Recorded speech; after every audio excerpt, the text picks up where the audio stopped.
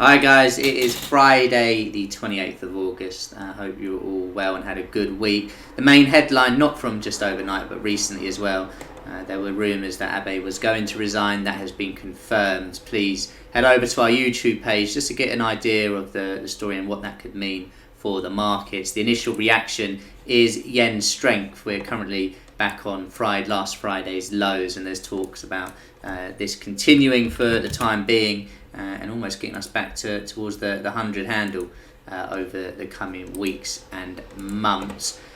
Also worth noting from yesterday's moves, where it was initial dollar weakness, then strength. We're into weakness again here. Gold pushing higher. The pound above 133 just recently, and the euro, of course, pushing higher as well to the high it's been for this week as well. Interestingly, just couldn't close below those ranges, and now we're above the top end of that. So yeah, keep a close eye to how we finish the week. Euro, a key level for me, is just above where we had the high of the day.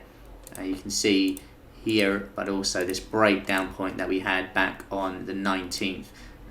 Which was last Wednesday for the Fed minute, so almost a complete reversal of that. That would be a key point to keep a watch on. To the downside, I wouldn't really be comfortable selling unless we get below 118.84. The pound has obviously pushed higher, and it just again couldn't close below those lows at 131.72, and then once we got a confirmation of a close above this resistance level, which was previous support, numerous times, we extended that push to the upside. If we close the week above the previous high of the year, well, why can't this market just completely take off? And having a quick look at this on the weekly chart before we have a look over at equities, you can see on the trend line going from the 2018 high, it looks like we're finally going to get a close above on the 1, 2, 3, 4, 5th time of asking.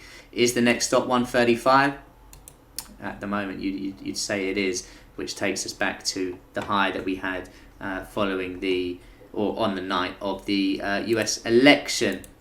S&P slightly more undecided. I mean, it pushed higher in early trade, has come back, and it's relatively flat, it has to be said, for the day so far. Some areas to be aware of. Trend line from those highs, keep a watch on that. I'd also mark up the R1 area, a bit of support for this breakdown, so double whammy break above there looks pretty interesting. It's on course for a good week, considering we opened up closer to 3,400. We're, as it stands, 150 points 100 points above that, which is obviously a decent sized move. So yeah, levels to the downside. I keep an eye on the pivot, an overnight low as well. Almost today's low. It seems relatively important, 34.81. This market is still one where the dip is going to be bought.